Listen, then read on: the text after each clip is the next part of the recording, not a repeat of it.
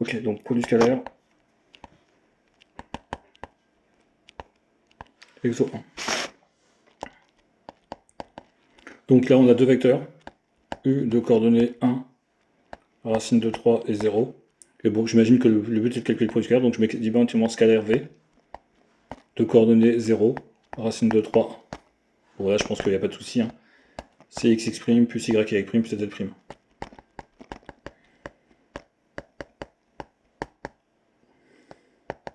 Que des puces. Hein. Ah, que des puces. S'il y a un moins, bien sûr, il y a un moins ici, il y aura un moins ici. Hein. D'accord. Donc ça fait 0, moins, bah, j'ai mis un moins, donc j'ai un peu changé l'énoncé, donc ça fait moins racine de 3 au carré, plus 0. J'aurais dû écrire directement, moins 3. D'accord, tu feras attention dans la vraie correction, ici c'est un plus. Voilà pour le premier exercice. Ça marche pour ça? Oui.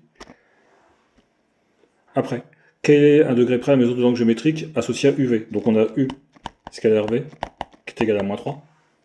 D'accord. Et donc on voudrait l'angle. Donc qui dit l'angle dit qu'il faut utiliser l'autre formule. Là on a utilisé la formule. Au-dessus, U scalaire V est égal à xx' plus YY' plus ZZ'. D'accord. Alors juste une petite chose dans l'énoncé, ils auraient dû nous dire qu'on était dans un repère orthonormé. Ils l'ont pas dit. D'accord. Donc okay.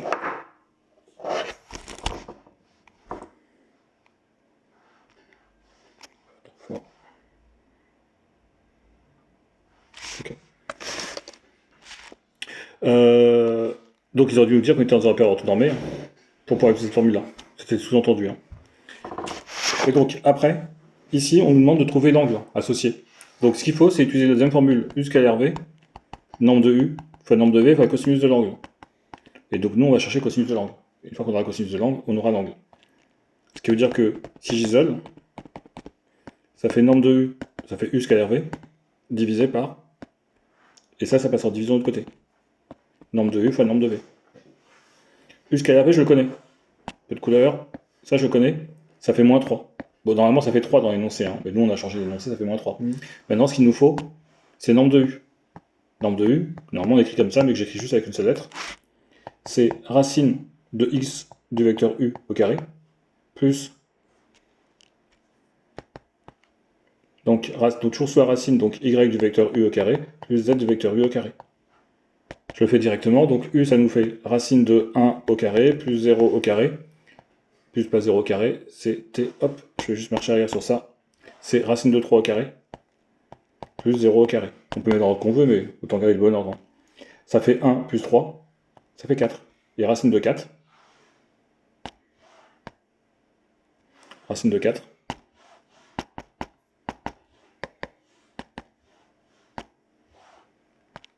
ça fait 2. Ok pour ça. Pareil pour V, nombre de V. Donc je fais directement le calcul, ça fait 0 au carré plus racine de 3 au carré plus 1 au carré, ça fait racine de 4. Ça fait toujours 2. Je vais quand même bien écrire 2, hop.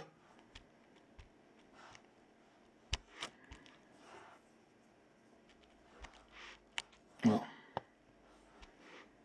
Après, bah, simplement j'en passe, ça fait moins 3 sur 2 fois 2, ça fait moins 3 sur 4, tu n'oublieras pas dans l'énoncé c'était un plus ici à place de moins. Et nous simplement, nous on cherche l'angle.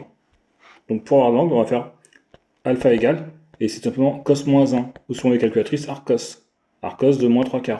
On tape ça à la calculatrice, on fait attention de bien mettre la calculatrice en degrés et pas en radians, parce qu'on nous demande au degré près. On fait le calcul, je sais pas combien ça fait, hein. D'accord. Et on trouve l'angle en degrés. Okay. C'est bon pour ça? Donc là, l'exercice 1 est fait. On va changer de feuille, comme ça, si ça nous bloque. Voilà. Voilà, des petits carreaux, comme ça, c'est pas mal. Ratio d'écran, par défaut, vertical.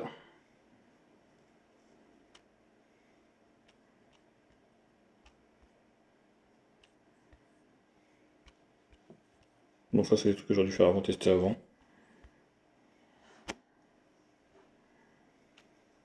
Normalement, c'est limité. On peut aller à droite, à gauche. Ok. Alors, on est sur l'exercice 2. Je regarde l'exercice 2, déjà c'est un petit peu long, pas long. Donc ABCDEF, un cube d'arête A tel que O est le centre de la face, EFGH et I le milieu du segment CG. Faire une figure puis calculer en fonction de A les quelques produits scalaires. Donc on y va, on se fait un cube.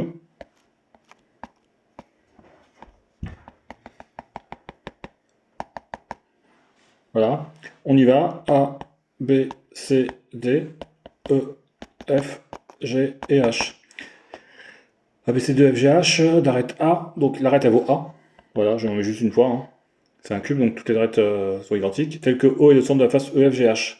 E, F, G, H, donc O, il est au-dessus. Je vais mettre en vert. Je vais mettre en pointillé parce que sinon on ne verra pas grand-chose. Et je mets O ici.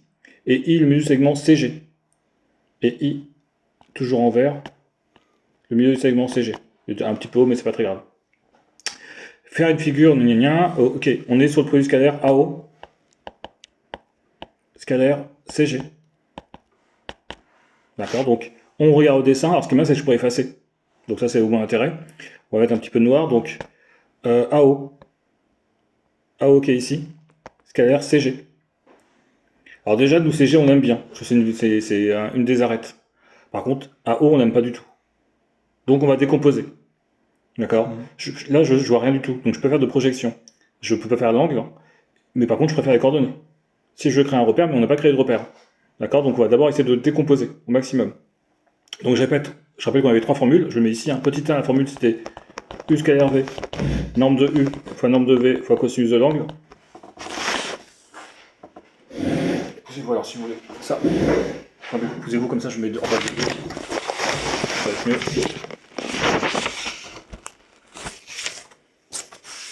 Ah bon, posez-vous à côté. En bas du cas, encore un petit peu. Voilà.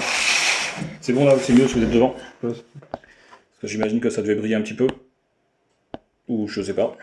Donc, U scalaire V, c'est norme de U, enfin norme de U fois cosinus de l'angle. Je peux pas l'utiliser parce que je connais pas, quand je regarde ça, je connais pas l'angle entre AO et CG.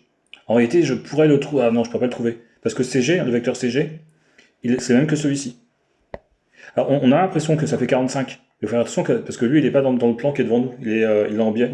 Donc l'angle qui est ici, je ne le connais pas. J'efface un, parce qu'après, on verra plus grand chose. Donc, je peux pas faire ça pour l'instant. Je peux pas utiliser U scalaire V, c'est XX' plus YY' plus ZZ'. D'accord. Pourquoi je peux pas l'utiliser? Parce que j'ai pas encore de créer de repère. Et si je crée un repère, je vais l'utiliser. Et c'est ce qu'on va faire en deuxième partie. On va refaire cette question qu'on est en train de faire, mais en utilisant ça. Mais il va falloir créer un repère. Les projections, j'en parle même pas, je ne saurais même pas qu'est-ce que ça pourrait donner. Parce que je suis pas dans le même. C'est pas dans le même plan. Donc c'est très dur de faire des projections, je sais pas ce que ça va donner. Je visualise pas la projection. Donc la technique avec les projections, je peux pas la faire. Donc nous l'idée c'est de décomposer AO. On va décomposer AO en vecteurs qui sont des arêtes. Donc le vecteur AO, déjà je vais pouvoir dire que, à la place de mettre AO, je vais pouvoir dire que c'est AE plus EO. Toujours scalaire, CG. Ça marche pour ça. AE c'est nickel, parce que c'est une arête. EO c'est pas une arête. Donc je vais continuer. Je vais dire que c'est AE, scalaire CG déjà, comme ça je gagne un petit peu de temps. AE scalaire CG, plus. Et là je m'occupe de EO. Je refais mon dessin. EO c'est 1 demi de. Donc je vais enlever ma parenthèse. C'est 1 demi de EG. Scalaire CG. Ça marche pour l'instant. Je vais effacer ça, ce qu'il y a en dessous.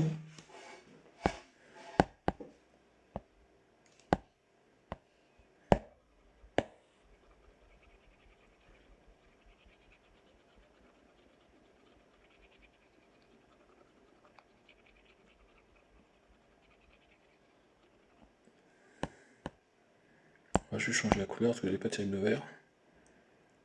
On va mettre ça. Ok. On y va, au fur et à mesure, on fait un AE scalaire CG.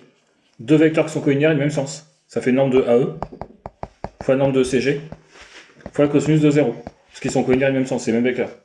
D'accord. J'aurais pu mettre carrément AE carré ou CG carré.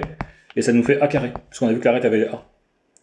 Plus 1 demi. Et EG, pareil, je vais le décomposer. Je vais dire que c'est EF plus FG. Donc, EF plus FG. Attention, on a 1 demi, il est devant. Scalaire, CG. C'est bon pour l'instant. J'ai décomposé, donc c'était celui-ci, 1 demi de EG, j'ai gardé 1 demi, et le vecteur EG, qui est ici. J'ai dit que c'était EF Ouais. plus FG. J'efface au fur et à mesure parce qu'après on verra plus grand chose sur le dessin. Ça marche EF, on est d'accord que c'est HG, c'est pareil. Et HG, là en gros je vais distribuer, donc je continue mon dessin. Là, je continue, ça fait A carré plus 1 demi EF, scalaire CG, plus 1 demi de EF. FG. FG, merci monsieur. C'est pas de chance, j'ai commencé par le haut. FG, scalaire CG.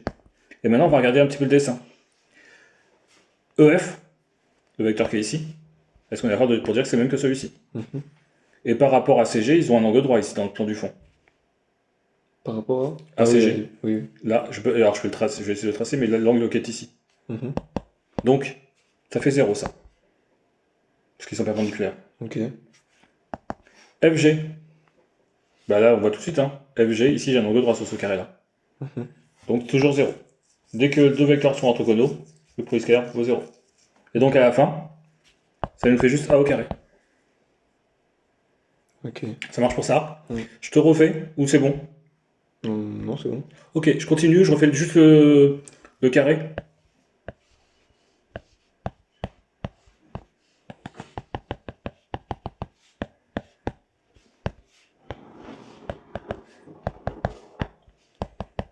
Et on avait le produit scalaire AOGI. Alors juste, je vais refaire le point O. Il est ici, et le point I était ici, au lieu de ça. Et donc on a AO, scalaire GI. Pareil, l'objectif c'est quand on a un cube, un parallélogramme, des choses comme ça, un parallélépipède, tout ce que tu veux, une gomme, quoi, un truc en forme de gomme avec machin, les arêtes. Il faut retrouver tout en fonction des arêtes. Donc AO, on l'a déjà fait, hein, on va le décomposer. Je vais d'abord regarder GI, c'est quoi? GI, c'est le même. Qu'est-ce que c'est qui change? C'était CG tout à l'heure. CG, ouais, mais ça change rien. Enfin, c'est même technique, CG, je veux dire que c'est un demi de GC. D'accord, donc ça nous fait AO scalaire GI, c'est 1 demi de GC. Ok. Le 1 demi, je le passe devant. Donc fois AO scalaire, et après je vais mettre GC, je vais mettre CG. J'ai pas le droit. Hein. Mais je vais même le faire. Parce que je mets un moins devant. Moins vecteur CG, ça fait GC. Bah ça, c'est le même que tout à l'heure, donc ça fait A carré. Donc il n'y a pas d'intérêt. Ok. Ça marche pour ça? Je vais te le proposer avec un repère. Pour voir si on retrouve la même chose. Donc je vais créer le repère A, AB, AD, AE. C'est les X, c'est les Y, c'est les Z. Et on revient sur le début, hein, on veut faire AO, scalaire, CG. Donc il nous faut les coordonnées de vecteurs. D'accord? Donc, le point A, c'est l'origine hein, du repère. Donc ici, ça nous fait X du point O moins X du point A, Y du point O moins Y du point A, Z du point O moins Z du point A. Scalaire, CG, X du point G moins X du point C, Y du point G moins Y du point C, Z du point G moins Z du point C. Ça marche pour l'instant. Alors, j'aurais pu séparer, hein. J'aurais pu faire en deux morceaux, dire, ah bah, je vais d'abord faire mon vecteur AO, le vecteur A, donc, mais c'est tellement simple, si tu veux, que autant y aller directement. Le point A, déjà, c'est 0. 0, 0, 0, c'est l'origine de mon repère. Mon repère, j'appelle que c'est A, AB, AD, et AE. C'est mon repère orthonormé. Donc, le point A, c'est l'origine, ça fait 0, 0. X du point O. Ici, le point O, tu peux imaginer qu'il est en bas, ici, là. Il est au milieu. Donc, en X, il avance de 1,5. Il enlève à chaque fois parce que quand on touche, il se passe des choses.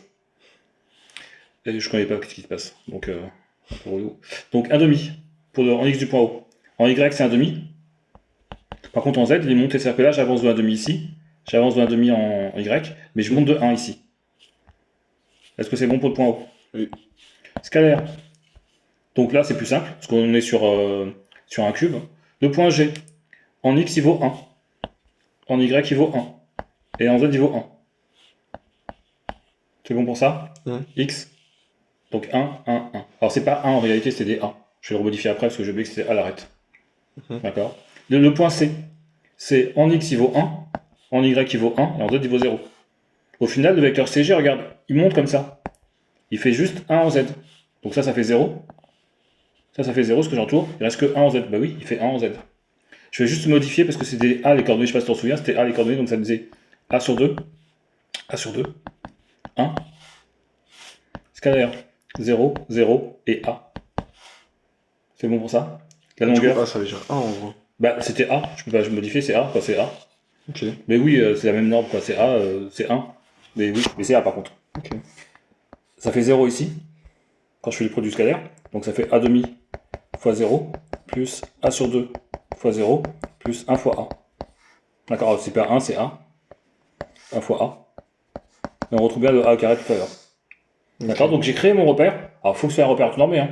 Si jamais tu as quelque chose comme ça, bah, c'est pas des angles droits, il faut des angles droits. Hein. Si tu as un truc tout bizarre, tu peux pas créer de repère orthonormé. Il te faut un cube, il faut un appareil actuel. Et normé, ça veut dire qu'il faut la même norme. Ok. Si tu as ça, tu peux créer pareil un repère. Bon, c'est très moche que j'ai fait. Mais si par exemple tu fais A, B, C, D, E, F, G, H, et ben, si par exemple ici c'est 5, ici c'est 6, et ici c'est n'importe quoi, ici c'est 2, d'accord, ben, il faut par exemple que tu fasses 1 en X, ici 1 en Y et 1 en Z. Il faut qu'il y ait la même norme. Ok. D'accord. Ok, on va déjà s'arrêter pour ça.